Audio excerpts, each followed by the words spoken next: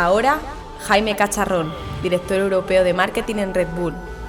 Samuráis y cangrejos, el futuro de la publicidad.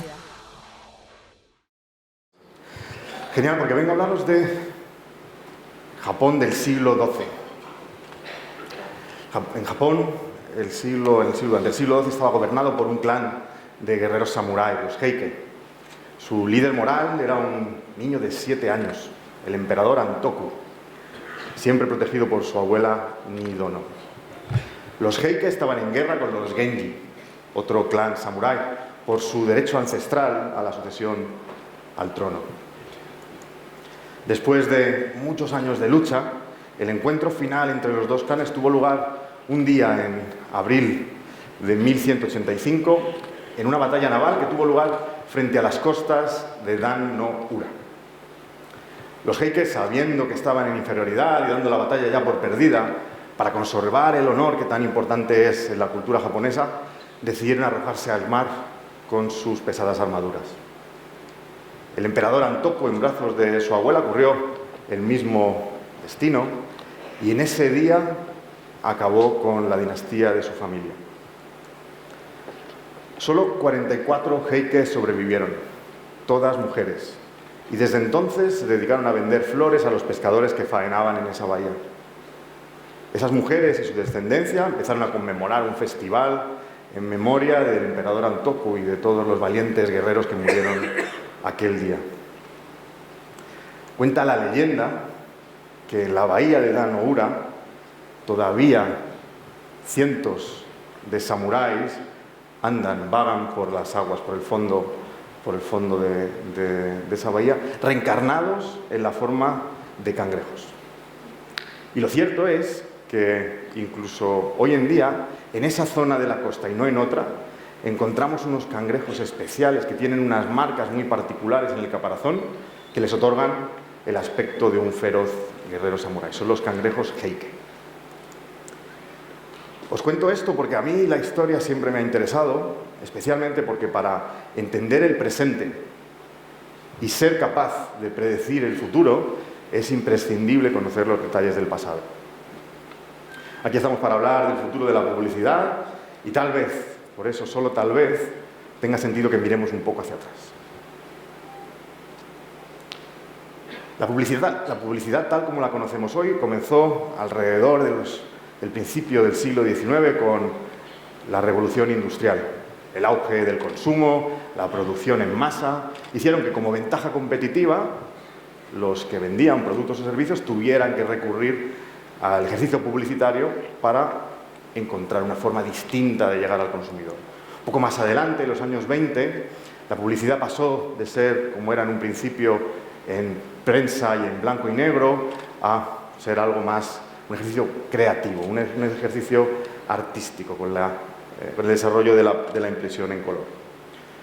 Todavía era una publicidad meramente descriptiva en la que se hablaba solamente de lo que era el producto. ¿Por qué tienes que comprar mi producto? Desde un punto de vista meramente racional.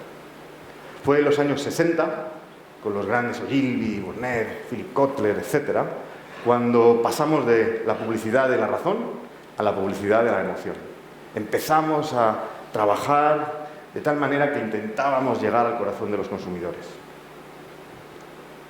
Un poco más adelante, en los años 2000 ya, tal vez esta visión romántica que yo comparto con Toscani, pues se vio, por un lado, dañada, ¿no?, con la presencia de Google AdWords o la publicidad que viene del dato, ¿no?, la publicidad que empieza a emanar de la información pura. Por un lado, sí que es cierto que mejoramos la eficiencia de las cosas que hacíamos, pero es cierto también que se nos olvidó un poquito lo que estábamos peleando en el pasado. Y así llegamos casi a hoy en día, donde estamos en foros como este, hablando de Big Data y de cómo somos capaces de hacer un targeting mucho más efectivo. Vivimos en tiempos súper volátiles. Todo hoy en día cambia a un ritmo que es incomparable con cualquier otro que hemos vivido en la historia. 2018, 2019 han sido años muy difíciles para las tecnológicas. Recordáis todos los escándalos que han acompañado a empresas como Facebook alrededor de Cambridge Analytica, o todos hemos visto también a Uber intentando encontrar su lugar en cada una de las ciudades, todavía luchando con gobiernos con instituciones o con sindicatos de taxistas. Y la cuestión que tenemos que resolver nosotros ahora es si estamos dispuestos a confiar en estas compañías. Ahora mismo la confianza, estoy seguro que durante el día de hoy hablaremos largo y tendido, es una de las claves que van a marcar el futuro de la publicidad en el futuro.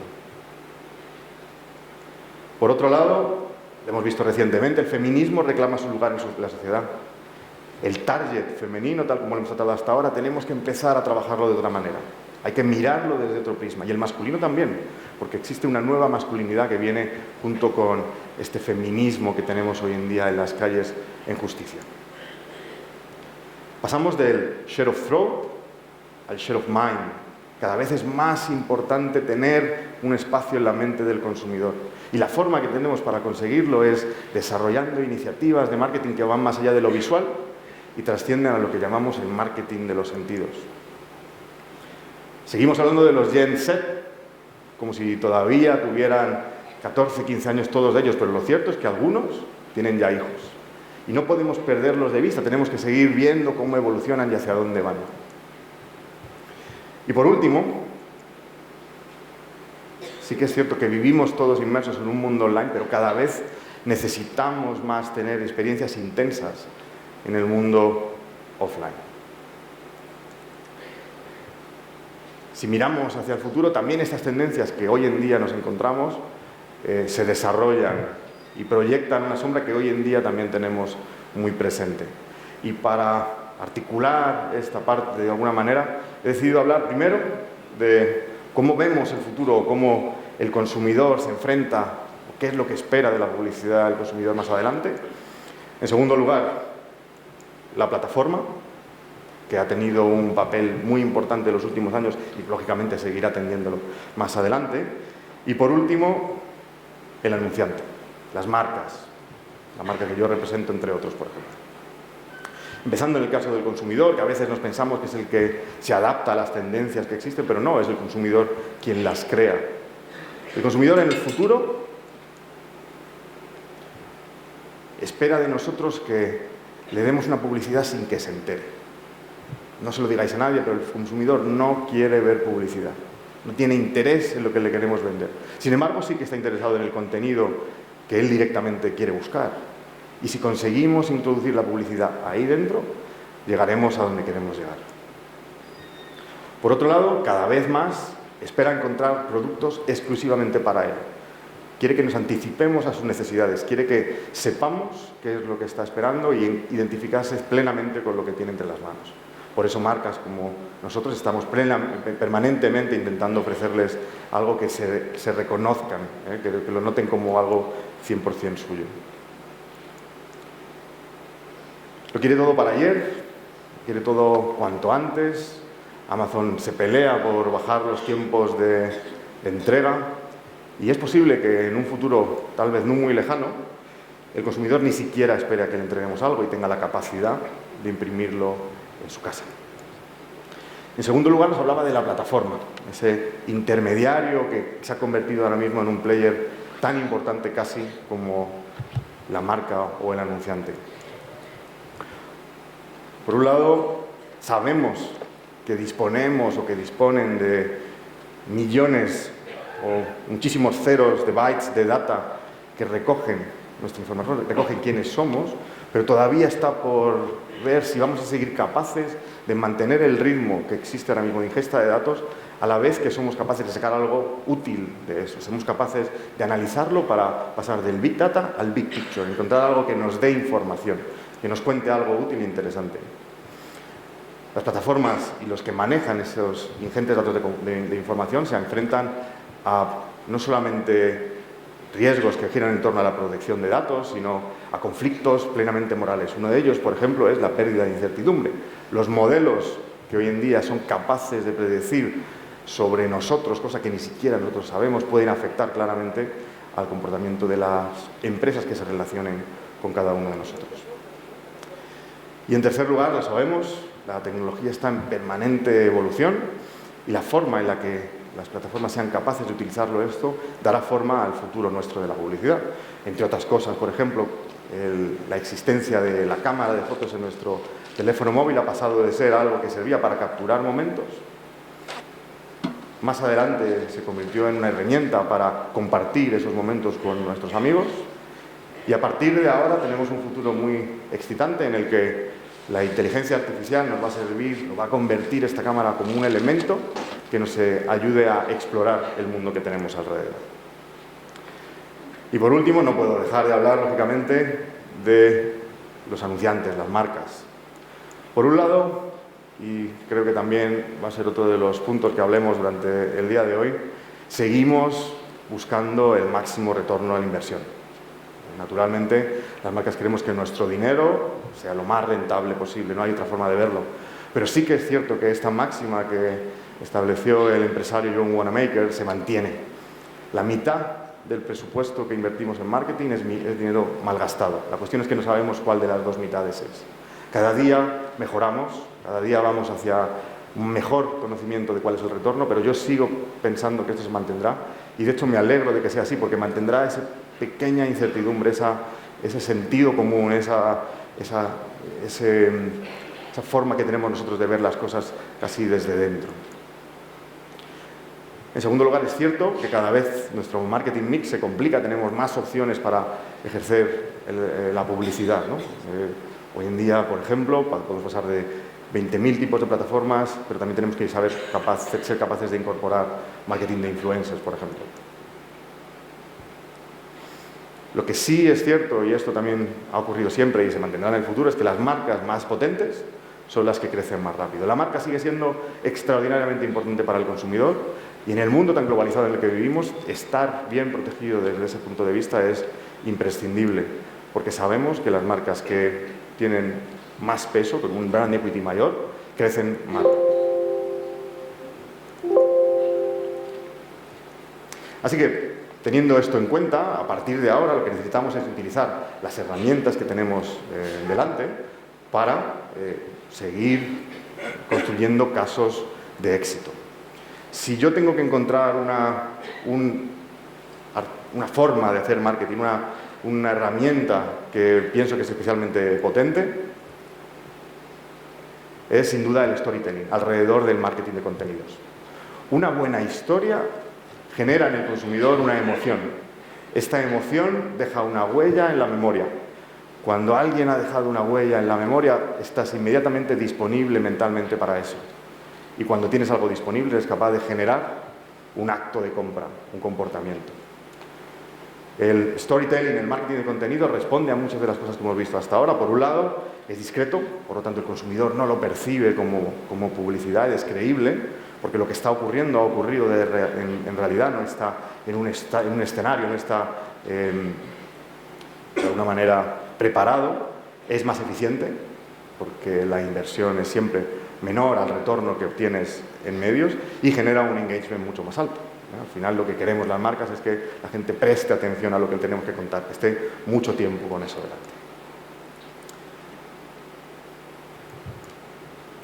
Así que mientras todos tengamos algo que contar, y en el caso de Red Bull sabéis que es así, seguiremos haciéndolo, seguiremos contando las cosas a nuestra manera. Yo personalmente pienso hacerlo también, ya sea para hablaros sobre el futuro de la publicidad o sobre unos cangrejos con unas marcas particulares en el caparazón.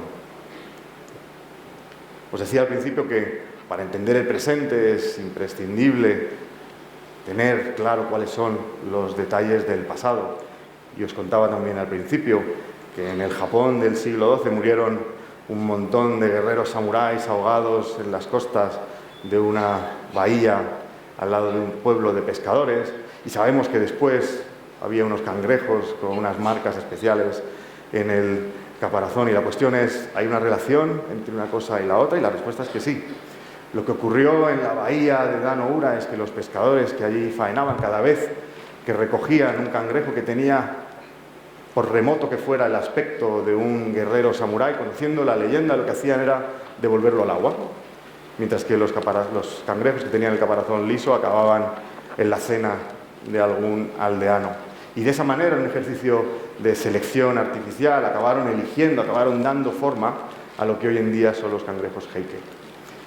E igual que eso ocurría en el Japón del siglo XII, hoy, los que estamos aquí en esta sala, plataformas, agencias, anunciantes, estudiantes de marketing o simplemente aficionados, de alguna manera vamos recogiendo las piezas de publicidad, las creatividades, los ejemplos que nos interesan y de esa forma estamos dando forma a lo que sin duda será la publicidad del futuro. Muchas gracias.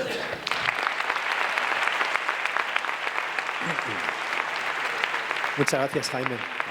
Si alguien sabe de storytelling y nos ha enseñado lo que es el storytelling antes de que se hablaba de eso, sois vosotros con el famoso salto del espacio, ¿no? Así que, aunque es verdad que no se ha repetido, últimamente no ha habido ninguno más ni hay alguna acción en ese sentido, ¿no? Pero es verdad que ahí hicisteis la gran acción y enseñasteis cómo se puede, lo que dice él también, emocionalmente conectar bien con el consumidor. Lo que pasa es que eso lo puede hacer una empresa como la vuestra, ¿no? Una marca con mucho músculo financiero, ¿no? Cualquiera no lo tiene tan fácil, ¿no? Para hacer un storytelling tan potente y tan emocionalmente que conecta también con la gente, ¿no? Y que atraiga a un público millonario en todo el planeta. En realidad yo creo que no. Yo creo que si la historia es buena, trasciende. Una historia no requiere una inversión detrás, lo que requiere es gente creativa que tenga esas buenas ideas y es cierto que los medios para hacerla llegar a todo el mundo, para distribuirla. Y directores generales o CEOs que se atrevan, ¿no? Porque este storytelling, este salto puede salir bien o salir mal, ¿no? Es decir, que también marcas valientes, ¿no? Que también es fundamental que las compañías tengan CEOs arriba y en el management team gente que crea en esta forma de hacer las cosas. También es cierto que necesitamos gente como nosotros que creemos que esta es la forma correcta y que seamos capaces de convencer a los que al final tienen que poner el dinero. A ver si es verdad, que los convencemos, ¿no? También vosotros, no todos. ¿Cuál es el truco? ¿Cómo se les convence, no? O lo tienen ya metido, o cómo convences a los de arriba a que se atrevan a hacer cosas distintas, emocionalmente, que conecten, que sean auténticas, como decía Oliviero. Es decir, ¿cómo conseguimos? Fíjate, a él también le dejó Luciano Benetton en el año 84, es lo que yo le pregunté antes, a hacer cosas increíbles que nunca había hecho nadie y que nadie se atrevía, ¿no? ¿Cómo conseguir? Es cierto que requiere un salto de fe. Consejo? Hay que hacer un salto de fe en muchos casos, porque establecer una relación directa entre lo que hacemos y las ventas es difícil. Es difícil, lo mires como lo mires, por muy buenos modelos que tengas, siempre es complicado. Y este acto de fe creo que resulta un poco más fácil si ofreces ejemplos de otras empresas o ejemplos que hayan ocurrido en el pasado que sencillamente han funcionado bien y puedes demostrar a través de eso que es una forma que realmente funciona. Y otro elemento yo creo que es fundamental es que se nos permita equivocarnos. Creo que es importante cometer errores y que haya cosas que no funcionen para luego volver a hacerlas mejor. Eso es el espíritu de la startup de California, ¿no? De Silicon Valley, ¿no? No pasa nada, trial and error, ¿no? Así Algo es. también en Europa tenemos que un poquito atrevernos más o al menos asimilarlo mejor, ¿no? Para que nos vaya quizá también mejor y no sea todo made in USA. Bueno, venga, ¿alguna pregunta fácil o no fácil? Mira, aquí hay unas. ¿Dónde está nuestra persona del micrófono? Venga, ahí. Tíralo bien fuerte o 2 veces. Cuidado que tiene gafas, que ya en otro evento rompimos unas y no puede ser, es otra vez. Y eso es de goma espuma. Hola, buenos días, soy yo otra vez. A ver, yo tengo alguna duda. Principalmente 2 cosas importantes que a mí me chocan cuando hablamos de publicidad o en general cuando estamos conversando sobre publicidad. Una, y la más importante y la que más me inquieta, es el tema de llegar, de que el consumidor, que partiendo de la base de que si ya llamas consumidor a alguien ya estás prejuzgando su actitud, ¿no? Ese consumidor que según vosotros decís que no quiere que la publicidad sea como muy evidente, que sea como muy pues un susurro, un algo, adelantarnos a todas esas cosas, ¿no lo veis un poquito como manipulación? ¿Por qué esconderse? Si yo te voy a decir algo, ¿por qué no decirte te lo voy a decir? ¿No estará más predispuesto el que tengo delante a escucharme cuando yo le voy a decir tengo algo que contarte que cuando voy por detrás y le susurro que le puedo provocar un susto de muerte? Depende de lo que pretendas con la publicidad, es cierto. Es cierto que si lo que quieres es estar en top of mind, tienes que hacerlo de tal manera que sea algo natural, que se integre en lo que él está esperando en su día a día. Si lo que quieres es algo especial, muy concreto, y aceptas el riesgo de que el consumidor directamente lo rechace, sí puede ser más evidente, al final tenemos que serlo así. Pero yo sigo pensando que moviéndonos hacia adelante, No va a servir lo que hacíamos antes de ofrecer nuestro rollo a toda esta sala por igual, porque sencillamente cada uno de nosotros está esperando que nos hablen muy en concreto, muy en particular. Quiero que me hables en mi idioma y sobre lo que me interesa. Y si además soy capaz de mantener una conversación contigo, eso nunca va a ocurrir, o yo creo que no va a ocurrir si tú sigues intentando contarme tu rollo. Esa comunicación unidireccional ha desaparecido. Y en cuanto hablamos de diálogos, tiene que ser un diálogo en base a algo que trasciende el mensaje que tú quieres contar. Pero el mensaje que yo voy a contarte o que le voy a contar ahora mismo, las grandes empresas van o quieren calar en un mar grande. ¿Por qué no a lo mejor quizá no buscar un mar grande, sino muchos pequeños charcos que se unan? Sí. No sé si has hecho una pregunta antes parecida, pero yo discrepo en eso. Yo creo que la publicidad no tiene intención de llegar a mucha gente. La publicidad tiene intención de llegar a la gente que te interesa exclusivamente. Y de hecho yo creo que los mejores ejercicios publicitarios son aquellos en los que precisamente hay mucha gente a la que no les interesa lo que estás contando.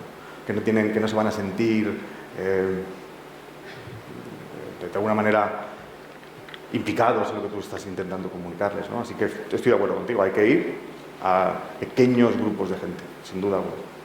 Muchas gracias. Nada, Jaime, me dice que tenemos que seguir, ¿no? Que vamos mal de tiempo, así que darte las gracias por estar aquí con nosotros. Gracias.